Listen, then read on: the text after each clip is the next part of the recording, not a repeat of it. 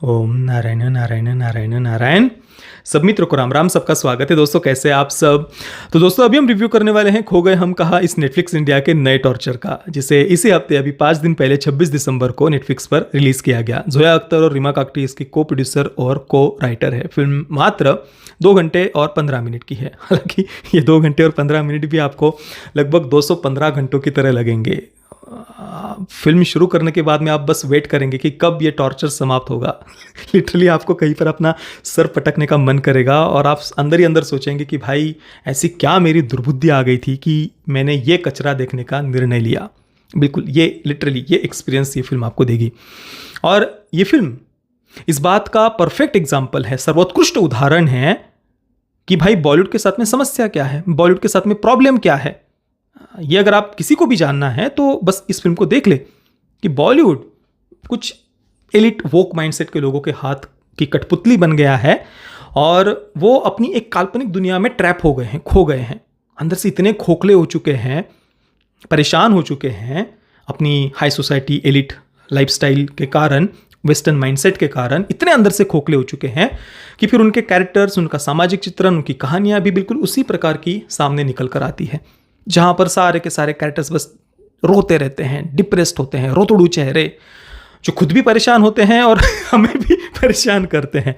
और ये ऐसे कैरेक्टर्स होते हैं जो खुद ही अपने पैरों पर कुल्हाड़ी मारते हैं और फिर खुद ही चिल्लाते रहते हैं। तो खुद ही जीवन में गलत निर्णय लो, गलत डिसीजंस लो, अपने कर्तव्य के प्रति कोई सजगता नहीं है, बस अधिकारों के पीछे भागना है, सुख वासना के पीछे, भौतिकता के पीछे भागना है और फिर खुद ही रोते रहना है। और बॉलीवुड जो कुछ भी घिनौने, बहुत ही डिस्गस्टिंग ऐसी लाइफस्टाइल को जो प्रमोट करना चाहता है ना, जैसे कि वो कौन सा कल्चर, वो क्या hookup culture, one night stand, multiple partners, या फिर वो क्या टिंडर वगैरह, इन बातों को नॉर्मलाइज करना, और क्या लिव इन रिलेशनशिप, इसके अलावा डिप्रेशन और जो फार्मा इंडस्ट्री का नया झुंझुना है, काउंसलिंग वगैरह, इन सब बातों को ज़बरदस्ती नॉर्मलाइज करने का प्रयास हर कहानी कंटेंट में इनका यही चलता रहता है। इसके अलावा कुछ सूझता नहीं है क्या। और उससे भी दुख की बात यह है कि इस डिस्गस्टिंग घिनौनी लाइफस्टाइल को नॉर्मलाइज करने के लिए, प्रमोट करने के लिए हमेशा की तरह लिबरल्स और वोक्स की जो आदत होती है ना, ये रेप जैसे जघन्य अपराध का सहारा लेंगे, चाइल्ड अब्यूज जैसे जघन्य अपराध का सहारा लेंगे और उसकी आड़ में, उसका शील्ड लेकर के फिर उसकी आड़ में अपनी इस घिनौनी लाइफस्टाइल को प्रमोट करेंगे, नॉर्मलाइज करेंगे। इतना डिस्गस्टेड फील करते हैं इन सारे कैरेक्टर्स की तरफ देखकर। 3 मित्रों की ये कहानी है, पर लिटरली आपको घिन आएगी जिस प्रकार की लैंग्वेज में वो बात करते हैं। उनमें कहीं पर भी कोई भारतीयता आपको दिखाई नहीं देगी, ना उनकी भाषा में, ना उनके रहन सहन में। घिन आएगी लिटरली उन कैरेक्टर्स को देख करके, जिस प्रकार का जीवन वो जी रहे हैं। भाई मतलब मैं वो फीलिंग बता नहीं सकता इन सारे कैरेक्टर्स की तरफ देख करके, जो अंदर गंदा सा फील होता है ना, और डर लगता है कि यार कहीं मतलब इस गंदगी से हमें अपनी अगली जनरेशन को बचाना है। ऐसी विचित्र सी लैंग्वेज में हमारे बच्चे बात ना करें भाई, उनको दूर रखे।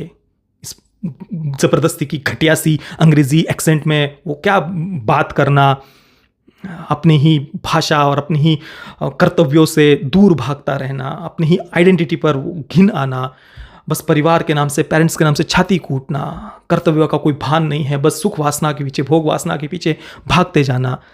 भाई लिटरली घिन आती है इन कैरेक्टर्स की तरफ देख करके। बाप रे, विचित्र, बड़ा ही घिनौना एक्सपीरियंस। और उसके ऊपर से पूरी फिल्म में बॉलीवुड के जो सो कॉल्ड सेलिब्रिटीज है उनका जबरदस्ती का प्रमोशन, जबरदस्ती का। और जो सोशल मीडिया पर कुछ लोग नेपोटिज्म को लेकर के बात करते हैं, या फिर बॉलीवुड के सेलिब्रिटीज़ की जो आलोचना वगैरह करते हैं, उसको लेकर भी इंडस्ट्री यहाँ पर अपने आप को ही विक्टिम दिखा रही है। हाय रे हाय, मतलब क्या दिखाया आपको पता है। ये जो 3 मित्र हैं उनमें से एक मित्र को, नील परेरा नाम का जो कैरेक्टर है, उसको गरीब परिवार से दिखाया है। और फिल्म में ये बताया गया है कि ऐसे जो गरीब मध्यम वर्गीय परिवार के जो बच्चे होते हैं ना, युवा होते हैं ना, वे अपने जीवन में फ्रस्ट्रेटेड होते हैं। सामाजिक भेदभाव का उन्हें सामाजिक भेदभाव का उन्हें सामना करना पड़ता है, अपनी लाइफ में फ्रस्ट्रेटेड होते हैं और इस कारण से फिर मानसिक संतुलन खो करके फिर इस प्रकार से सोशल मीडिया पर बॉलीवुड के बेचारे सेलिब्रिटीज़ को टारगेट करते हैं, नेपोटिज्म वगैरह जैसे कमेंट करते हैं, या फिर मिड लाइफ क्राइसिस को हैंडल करने के इससे भी बेटर तरीके होते हैं, इस प्रकार के कमेंट्स वो करते हैं करण जौहर वगैरह उनके पोस्ट के फोटोज़ वगैरह के नीचे। तो ये गरीब मध्यम वर्गीय परिवार के लोग बेचारे फ्रस्ट्रेटेड होते हैं अपनी लाइफ में, बेचारे सामाजिक भेदभाव का सामना करने के कारण मानसिक संतुलन खो चुके होते हैं। लिटरली इस प्रकार की बात ये फिल्म कहती है। हमेशा इंडस्ट्री अपने आप को ही विक्टिम दिखाना है।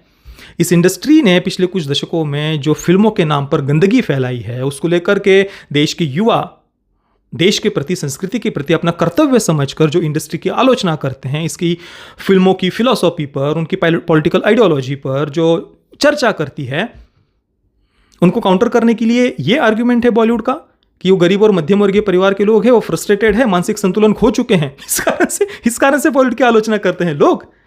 अरे यार, मतलब कितने ये लोग ग्राउंड रियलिटी से टूट चुके हैं, ह्यूमन इमोशंस से दूर जा चुके हैं और अपने आप को विक्टिम दिखाने के लिए किसी भी हद तक ये लोग जा सकते हैं भाई। और इन सब बातों के ऊपर नेटफ्लिक्स का भी जबरदस्ती का प्रमोशन, कोई पूछ तो नहीं रहा, कोई मक्खी मच्छर भी तो पूछ नहीं रहा, पर जबरदस्ती ही, जैसे कि सारी दुनिया इसके पीछे, नेटफ्लिक्स के पीछे पागल हो जा चुकी है।